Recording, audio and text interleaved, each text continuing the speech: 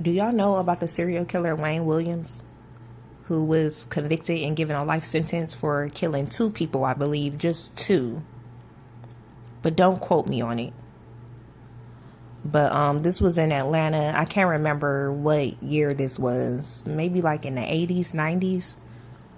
But this was in Atlanta, and a lot of black kids were being killed. And they found 35 children. It was a few adults also who were murdered. That's a whole lot of people. So yeah, the guy's name is Wayne Williams, and I had my memory refreshed about him by coming across a recommendation maybe. I'm not sure what clip I came across of the show Mindhunter, but they depicted him in the show Mindhunter, and I was refreshed of that because I really love that show. That show is really good, and they depicted him as one of the serial killers within the show. So yeah, y'all can look into him if y'all are interested. And also it's either Joseph Kallinger or Joseph Killinger, something like that. Man, he been through hell and back in life. He was in a foster home when he was a child, and then he got adopted, but his adoptive parents were sick. They used to beat him in the head with hammers and lock him in closets and made him eat feces and nail on rocks and all sorts of stuff. And he even had a mental illness. Not from what they did to him, but beforehand.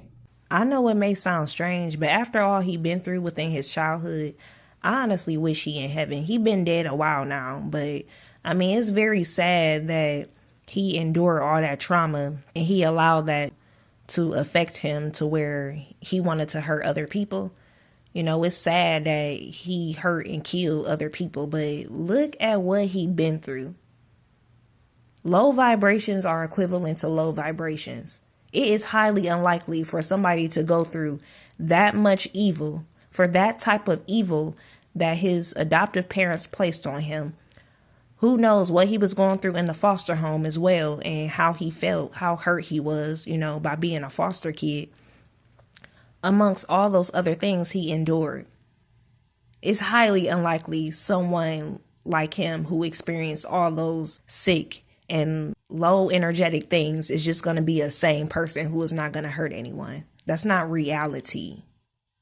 And so eventually the parents said that I think they locked their door or something, or they slept in the bed with a knife or something, or no, it was a baseball bat, because they got so scared of him. After a while, he was showing signs of possession.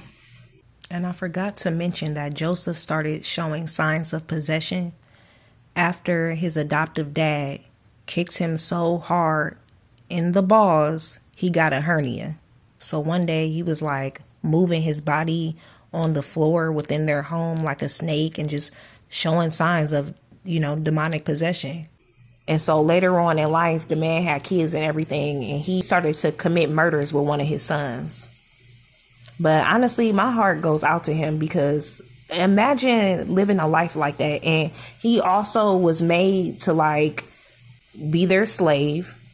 The only reason why they adopted him is so he could carry out their legacy, so he can carry out their shoe business that they had. And they made him become a shoemaker. They wouldn't let him leave the house either, only on Fridays. And he wanted friends so bad, but he couldn't make friends. And they wouldn't let him out the house. Only every single Friday, they would let him go see a movie. And he was so happy that he was capable of going to see a movie.